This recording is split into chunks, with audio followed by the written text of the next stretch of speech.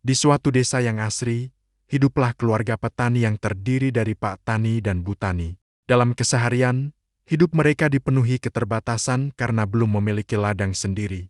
Dari pagi hingga sore hari, keduanya harus bekerja di ladang milik majikannya. Pada suatu malam, Pak Tani merasa sangat lapar dan meminta istrinya untuk memasakkan apa saja yang bisa diolah menjadi makanan. Sayangnya, tidak ada satupun bahan makanan yang tersedia di rumah. Lantas keduanya hanya bisa menahan lapar seharian, menunggu esok hari untuk meminjam uang kepada majikan. Namun keesokan harinya, sang majikan menolak memberikan bantuan karena Pak Tani belum membayar tumpukan utang sebelumnya. Alhasil, keduanya pun pulang ke rumah tanpa berhasil membawa uang untuk membeli bahan makanan. Di tengah perjalanan pulang dari ladang ke rumah itu, seekor angsa dengan bulu yang bersih sehingga tampak sangat cantik berjalan pelan ke arah mereka. Sepertinya, kita bisa membawanya pulang.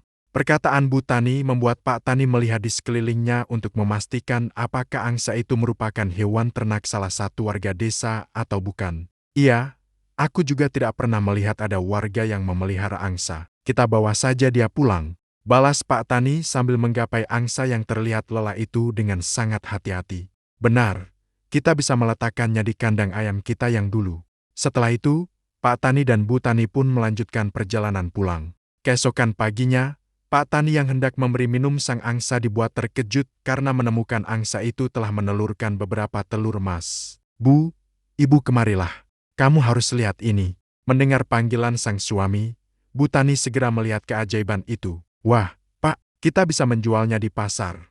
Sejak hari itu, kehidupan Pak Tani dan Bu Tani berubah. Angsa ajaib mengeluarkan 2 telur emas dalam sehari dan lebih ajaibnya telur itu merupakan emas murni yang berharga mahal. Telur-telur mereka selalu dibeli dengan harga mahal oleh tukang emas di pasar. Setiap hari, Pak Tani dan Bu Tani mulai bisa menikmati makanan yang lezat. Akan tetapi, mereka menjadi tidak pernah puas dan ingin selalu menambah uang. Lagi dan lagi, kita sembelih saja angsa itu, Pak. Dengan begitu, kita bisa mendapatkan lebih banyak telur tanpa harus menunggu lebih lama. Kamu benar, Bu, jawab si Pak Tani. Ide dari sang istri segera dijalani oleh Pak Tani.